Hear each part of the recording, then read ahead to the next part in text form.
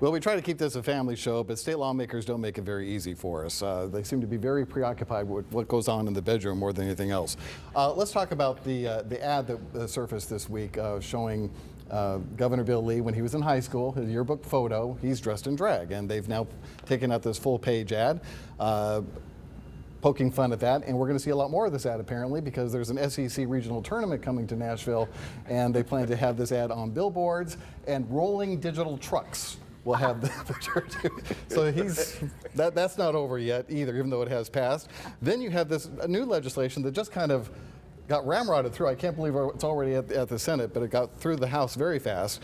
Another bill moving through both chambers would allow any potential wedding officiant to refuse to marry a couple based on said officiant's conscience or religious beliefs. That's some pretty vague wording, according to the Tennessee Lookout. We are guessing it's an out for those who don't believe in same-sex marriage, which for this time being does have federal protections, but who knows? Suppose an officiant's conscience has a problem with white and black folks marrying each other, a pretty common occurrence these days. Makes a good point. Where is this legislation going? Otis, I'll let you take this first. Yeah, I mean, that was the one that really just sort of encapsulated all of the craziness in the legislature. Because it does. I read the proposed legislation, and it's pretty short. And you can interpret it to mean if I have a belief against interracial marriage and I'm an elected clerk, I'm not going to give you a marriage license, and I have a perfect right to do so.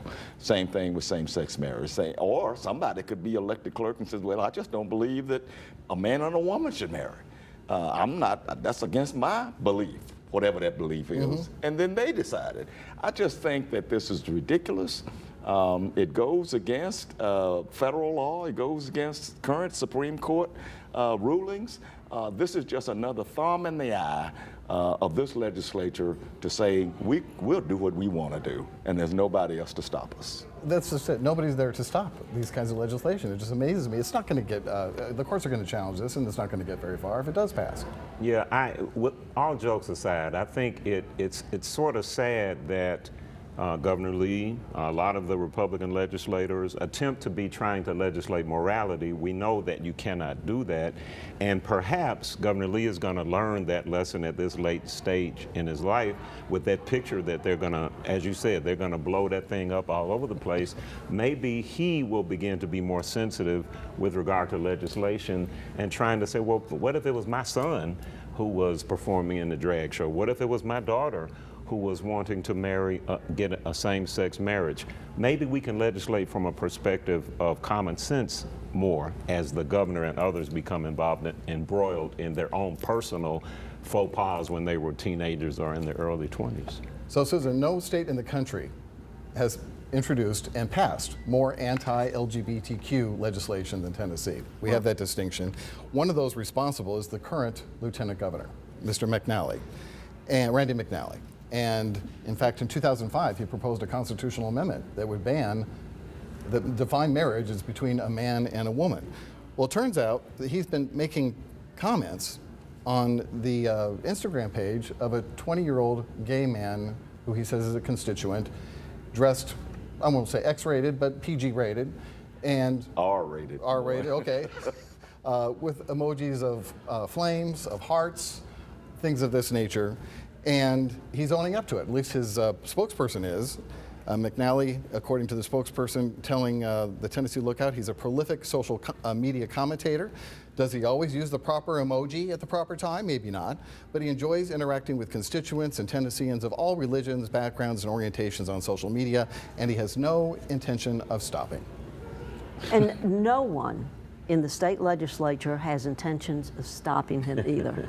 So you can just expect that to keep on going. He's a hypocrite, and no one's going to stop anybody, including Governor Lee.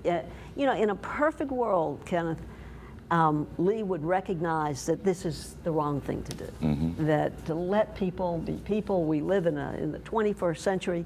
But it's not a perfect world because politics has taken over and because these people are responding to the people they think are going to vote for them.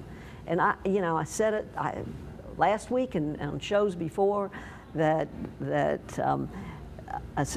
A statesman worries about the next generation, a politician, the next election. And that's exactly what these people in the state legislature are doing. For sure. And one other thing I got to mention, Otis, and that is Representative Paul Sherrell, who made a comment when they were talking about different levels of execution that maybe the Tennessee should consider, Right. and he suggested hanging by a tree. Hanging by a tree. It turns out he's also the same state representative who wanted to change the name of John Lewis Way in downtown Nashville to President Donald Trump Parkway. Right. And he has pulled since that bill proposing changing the name of the street.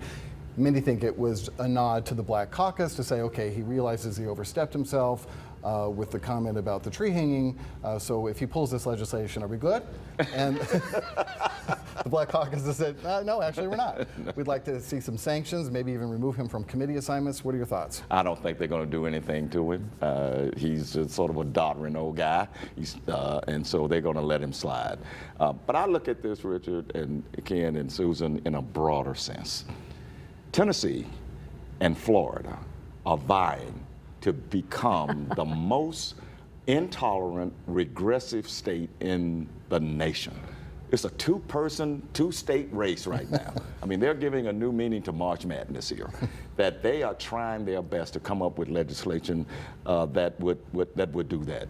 Florida is even they're banning books down there, and including books about Willie Mays, Hank Aaron, and Roberto Clemente, and the things that they went through with racism. They don't want that to be in the schools. That is similar to what Tennessee has done. They are trying to be the worst state in the nation. It's going to be good for Mississippi tourism. People are going to want to go to Mississippi now instead of Florida and Tennessee. Maybe we should change the name of these courses from American History to Sanitized American History. All right. Well, unfortunately, that's all we have time for, but I want to thank all three of you for being here. We appreciate Otis, Susan, and Reverend Whalum. And thank you at home as well. We'll see you next week for ABC24 This Week.